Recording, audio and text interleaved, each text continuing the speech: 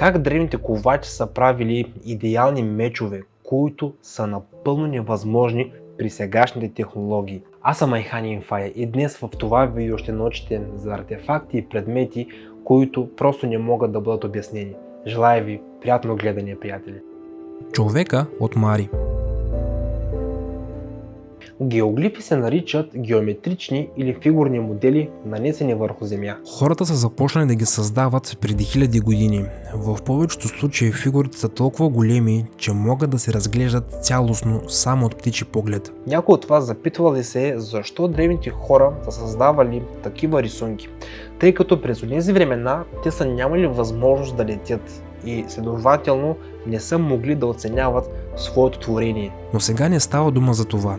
Това е най-големият геоглиф на Земята по дължина. Изображението се простира на 2,7 км, а ширината му е от 10 до 35 метра. Човека от Мари се намира в Австралия. Този геоглиф е влязъл в книгата за рекордите на Гинес, като най-голямата направена от човека рисунка. Но защо е създадена? Рисунката е забелязана за първи път през 1998 година от пилота Тревър Смит, който е летял до Мари с частен самолет, като се има в предвид, че географът е бил в Южна Австралия.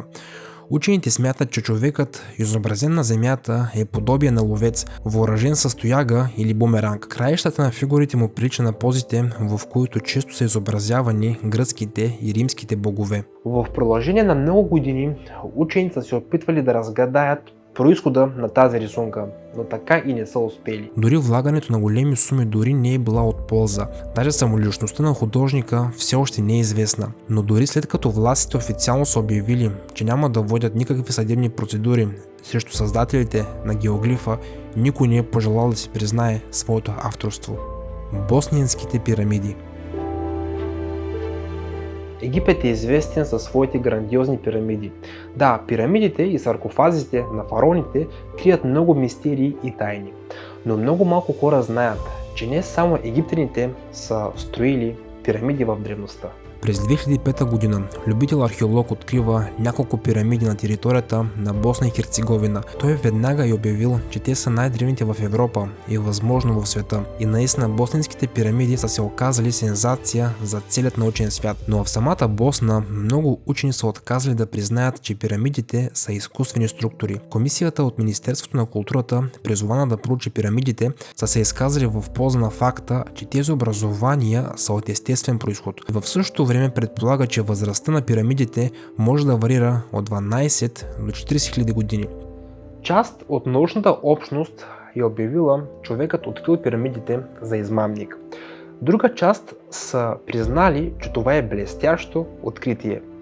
Но местното население и приятели твърдят, че това са естествени образования И нямат нищо общо с изкуствените структури. Но какво мислите вие, приятели? Могат ли босненските пирамиди да са част от древна цивилизация или наистина са просто естествена формация? Споделете вашето мнение долу в коментарите и останете с мен до края на видеоклипа, за да видите най-прокълнатият стол в историята, да научите за мистериозната звездна врата и да видите най-съвършеният древен меч, който не може да бъде направен дори в съвременните условия.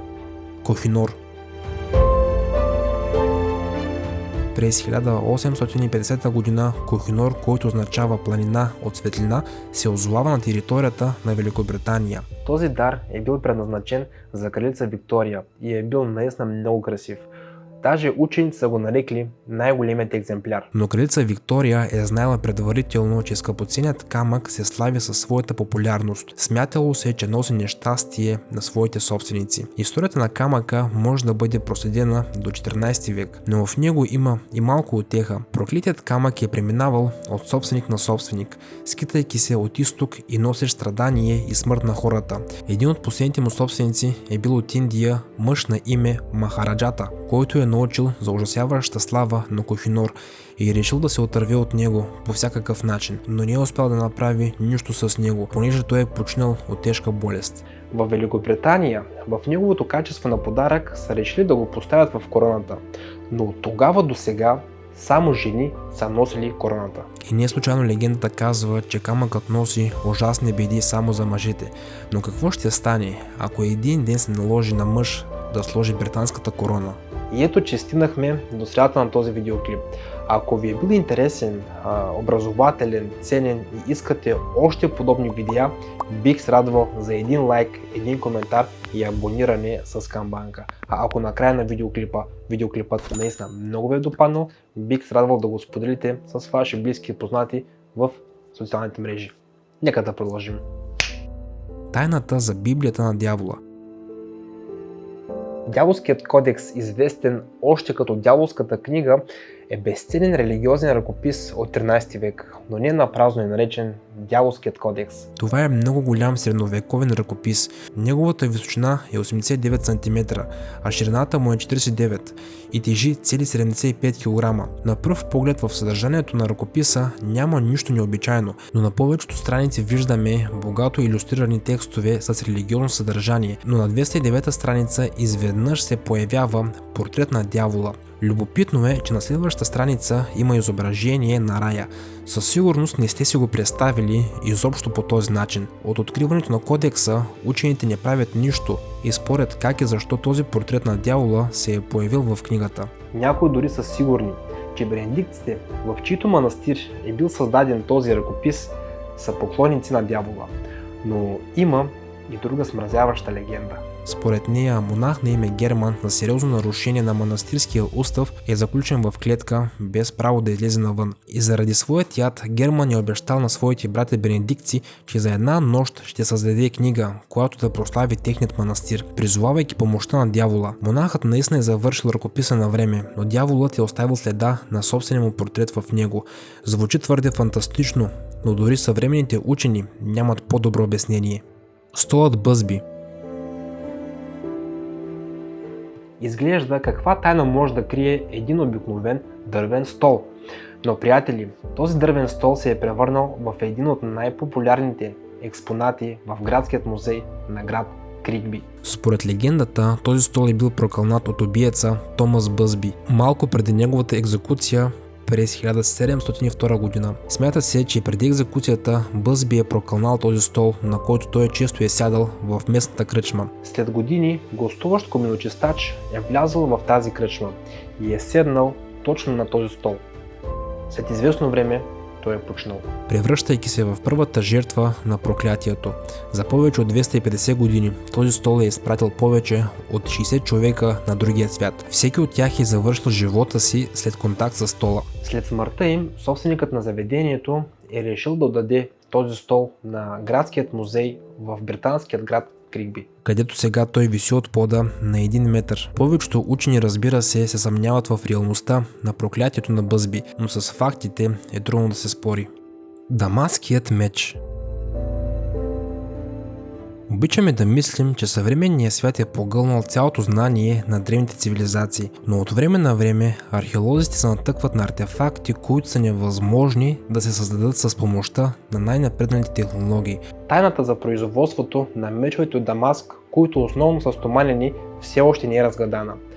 Учените твърдят, че в древни времена те са били необичайно ценени заради тяхната сила и издръжливост. Според легендата, такова острие е можело да разреже на 2 парче коприна, който пада отгоре. За съжаление, изкуството да се коват такива мечове е било изгубено. Съвременните учени, когато са сканирали творенията на древните майстори, те са стигнали до извода, че за изработката на тези мечове са били необходими нанотехнологии. Но през средновековието дори не се е знаело за съществуването на такава област на науката. Може ли такова съвършено творение да се е появило в резултат от поредица от случайни експерименти? Едва ли е възможно да се обясни природата на такива уникални древни мечове? Звездна врата.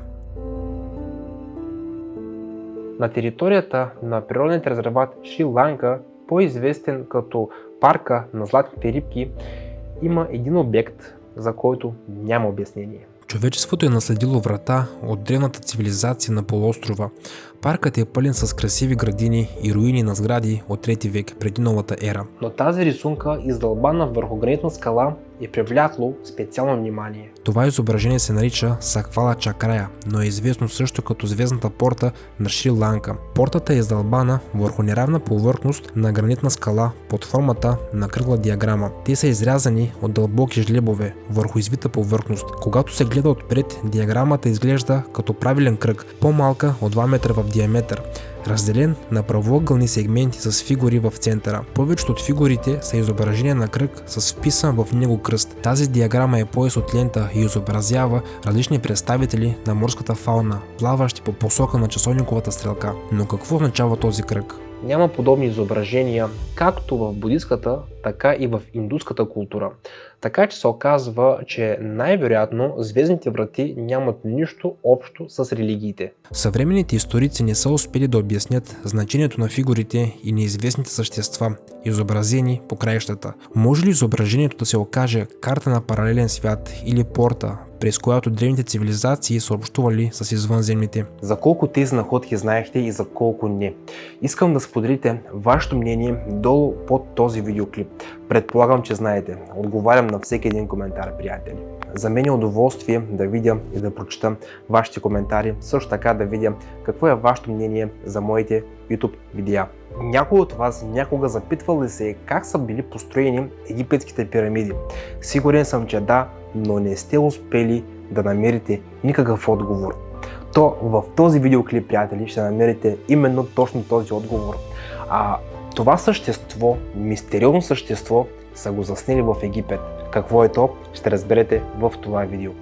Чао, приятели, и до скоро!